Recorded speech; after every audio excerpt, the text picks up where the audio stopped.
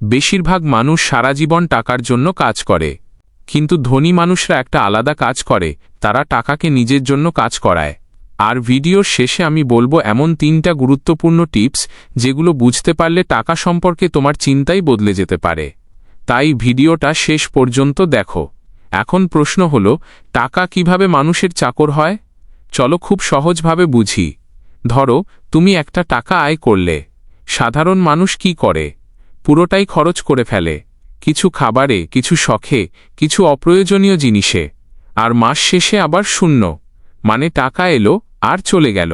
কিন্তু যারা টাকাকে নিজের চাকর বানাতে পারে তারা আলাদাভাবে চিন্তা করে।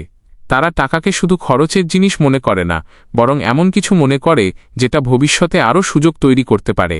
কারণ টাকা যদি শুধু খরচ হয় তাহলে সেটা একদিন শেষ হয়ে যাবে, কিন্তু টাকা যদি তোমার জন্য কাজ করতে শুরু করে তাহলে ধীরে ধীরে সেটা বাড়তে থাকবে। আর সবচেয়ে মজার ব্যাপার হলো, শুরুতে বড় টাকা লাগে না, ছোট ছোট ভালো সিদ্ধান্তই পরে বড় পরিবর্তন আনে। যেমন অপ্রয়োজনীয় খরচ কমানো, নিজেকে নতুন কিছু শেখানো, নিজের দক্ষতা বাড়ানো আর ভবিষ্যতের জন্য চিন্তা করা। আজ অনেক মানুষ টাকা পেলেই খুশি হয়, কিন্তু খুব কম মানুষ ভাবে এই টাকা কি ভবিষ্যতে আমাকে আরও সাহায্য করবে। এটাই আসল পার্থক্য। ধনী আর গরিবের পার্থক্য শুধু টাকায় না, চিন্তার ধরনেও। এখন বলি সেই গুরুত্বপূর্ণ 3টা টিপস। প্রথম টিপস, টাকা হাতে আসার সাথে সাথে পুরোটা খরচ করো না। ছোট হলেও কিছু টাকা সবসময় ভবিষ্যতের জন্য রেখে দাও।